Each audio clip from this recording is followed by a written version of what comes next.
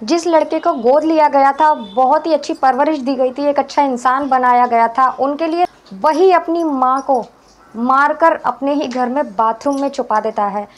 इतनी होशियारी से वो काम करता है कि कोई उसे ढूंढ ना पाए। बिना तोड़ा फोड़ी करके अलग से एक दीवार बनाकर अपनी माँ को उसमें चिनवा देता है। तो क्यों किया था उसने ये? क्योंकि कभी दुखी नहीं रहा वो, कभी उसके संग कुछ ऐसा नहीं किया जो वो परेशान रहे। बहुत ही नाजों से उसके माँ बाप ने उसे पाला था, फिर उसने क्यों किया ऐसा? दोस्तों, मैं गीता गुप्ता, स्वागत है आप लोगों का मेरी आज की एक नई सच्ची कहानी में। जय माता दी। और आपसे एक रिक्वेस्ट है, अगर आपको वीडियो अच्छी लगे तो प्लीज़ वीडियो को लाइक कर दीजिए और चैनल को सब्सक्राइब कर दीजिए अगर आप चैनल पर नए हैं तो। ये घटना मध्य प्रदेश की है, जहाँ एक परिवार हुआ करता था, जहाँ रेलवे के कर्मचारी थे, वो पैसों से बहुत ही अच्छे थे। उनकी पत्नी थी, बस एक ही कमी थी कि उनके कोई बच्चा नहीं था। कभी बच्चे की किलकारी उनके घर में नहीं गूंजी थी। इस बात से दुखी होकर काफ़ी दिन वो वेट करते हैं। उसके बाद जब कोई बच्चा नहीं आता तो वो एक अनाथ आश्रम जाते हैं और वहाँ से एक बच्चे को गोद लेते हैं। 2004 की ये घटना है। महज वो लड़का जब 3 साल का था, उसका नाम रखते हैं ये लोग दीपक पचौरी। धीरे धीरे उसको पढ़ाते लिखाते हैं, वो वक्त के साथ बड़ा होता जाता है। लेकिन इत्तेफाक से 2014 जब आता है तो वो जो उसके पिता होते हैं रेलवे कर्मचारी, उनकी हार्ट अटैक से मौत हो जाती है 2014 में। और मरने से पहले उन्होंने 16 लाख की एफडी अपने बेटे के नाम करवाई थी, दीपक पचौरी के नाम, और 30 लाख की एफडी अपनी पत्नी के नाम करवाई थी। ऐसा कर कर वो ऐसा कर देते हैं। उसके बाद 2014 में उनकी मौत हो जाती है हार्ट अटैक से। उसके बाद धीरे धीरे लड़का बड़ा होता है, कॉलेज जाने लगता है। जब वो कॉलेज में आता है, कॉलेज जाने के बाद उसको एक ऐसी लत लग जाती है, उनको शेयर मार्केट में पैसे लगाना, सट्टेबाजी में उसका जुआ खेलना, ये सब उसके शौक हो जाते हैं। और दिन पर दिन वो इसमें फंसता चला जाता है।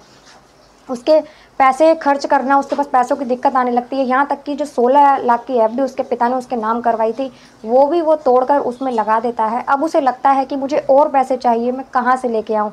इसी बीच उसे पता चलता है कि मेरी माँ के नाम भी 30 लाख की एफडी है, जो कि मेरे पिता करवा कर गए थे। अब वो यही सोचता है कि कैसे भी करके मुझे ये 30 लाख रुपए चाहिए माँ से। वो बात करता है अपनी माँ से 1-2 बार, लेकिन उसकी माँ उसे मना कर देती है। बहुत बार बोलता है अपनी माँ को, लेकिन उसकी माँ मना कर देती है। और वो दिन पर दिन परेशान रहने लगता है, क्योंकि उसको इतनी बुरी लत लग चुकी थी सट्टेबाजी की। वो वहाँ से निकल ही नहीं पा रहा था और उस दलदल में धंसता ही जा रहा था। बहुत कोशिश करता है निकलने की, लेकिन नहीं निकल पाता। वो धीरे धीरे करके इसमें जब आगे घुसता जाता है, इसी में फंसता जाता है, तो वो प्लान बनाता है कि कैसे भी करके मुझे अपनी माँ से ये 30 लाख की एफडी चाहिए। वो अपनी माँ से बात करता है, लेकिन उसकी माँ नहीं मानती। और धीरे धीरे करके वक्त बीतता जाता है। जब 7 मई की ये घटना है, 7 मई 2024 की, जब वो अपनी माँ से बात करता है कि माँ मुझे ये एफडी चाहिए, तो वो कहती है कि नहीं, मैं तुझे नहीं दूंगी ये एफडी, क्योंकि तू सारे पैसे बर्बाद कर देगा और फिर हमारे आगे पीछे कोई नहीं है, हमें अपना भविष्य देखना है, मुझे तेरा भविष्य देखना है, इसलिए मैं तुझे नहीं दूंगी।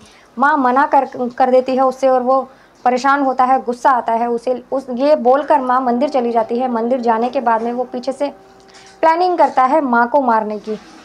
कुछ ही टाइम बाद जब माँ मंदिर से आती है, माँ दरवाज़ा जब बजाती है, डोरबेल बजाती है, तो वो जब गेट खोलता है, दरवाज़ा खोलता है, दरवाज़ा खोलकर जैसे ही माँ अंदर आती है, तो वो अपनी माँ का सर पकड़कर दीवार में मारता है। दीवार में मारने के बाद में और पीछे से एक लोहे की रॉड होती है, उससे अपनी माँ के बैक साइड वार करता है, जिससे लगातार वो 2-3 वार करता है तो उसकी माँ बेहोश हो जाती है। तब भी उस बच्चे का दिल नहीं पसीजता, उसके बेटे का।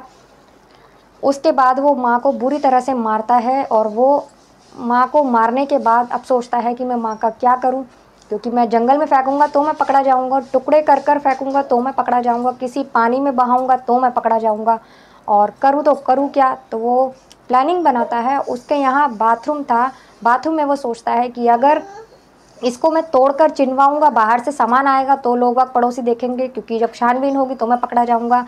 अब मैं तोड़-फोड़ करूँगा तो पकड़ा जाऊँगा। तो वो अपनी माँ को बाथरूम में लिटाता है और ऊपर से ही एक दीवार बनवा देता है।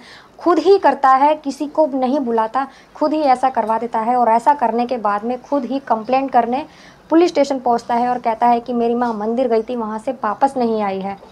जब पुलिस, क्योंकि महिला का मामला होता है और सरकारी नौकर की वो पत्नी थी, तो इसीलिए छानबीन की जाती है। छानबीन करने के बाद में कुछ जब सुराग हाथ नहीं लगते, साथ ही उसका देवर, रिश्तेदार भी आ जाते हैं, उसका भाई आ जाता है, महिला का देवर आ जाता है। सब लोग बोलते हैं कि पता लगाइए किसने ऐसा किया है। साथ ही उसका बेटा भी बोलता है पता लगाइए मेरी माँ कहाँ है। जब वो बेटा ये बोलकर घर चला जाता है तो उसका जो देवर होता है वो बोलता है कि हो ना हो इसी लड़के का इसमें हाथ है, ये मेरी भैया भाभी का सगा बेटा नहीं था, इन्होंने इसे गोद लिया था और मुझे इसी के ऊपर शक है, हो ना हो आप इस पर नज़र रखिए, इससे सख्ती से पूछताछ कीजिए।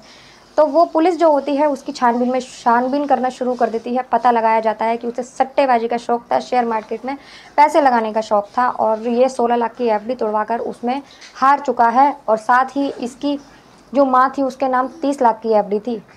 तो पता लगाया जाता है कि ये उसके भी पीछे पड़ा था, तो उसको अरेस्ट कर लिया जाता है। अरेस्ट कर उसे सख्ती से पूछताछ की जाती है। बहुत पूछताछ के बाद, मारपीट करने के बाद वो सारी बातें उगल देता है और कहता है मैं अपनी माँ से पैसे मांग रहा था, मेरी माँ ने जब मुझे पैसे नहीं दिए तो मैंने अपनी माँ को मार डाला। मुझे पता था कि मेरी माँ का नॉमिनी मैं हूँ एफडी का, जब मेरी माँ कहीं गायब हो जाएगी तो एफडी के पैसे मुझे ही मिलेंगे, इसलिए मैंने अपनी माँ को मारकर बाथरूम में दफना दिया और मुझे लगा कि पैसे मुझे मिल जाएंगे, लेकिन ऐसा नहीं हुआ। लड़के को गिरफ्तार कर लिया जाता है, जो उनका सगा बेटा भी नहीं था। अनाथ आश्रम से लेकर आए थे, उसे बड़े ही अच्छी तरह पाला था उन्होंने। उसी लड़के ने अपनी माँ को जान से मार डाला। एक बार भी उसे अफसोस नहीं हुआ इस बात का। तो कैसी लगी आपको ये कहानी, कमेंट कर ज़रूर बताना कि कहानी के साथ। तब तक के लिए नमस्कार।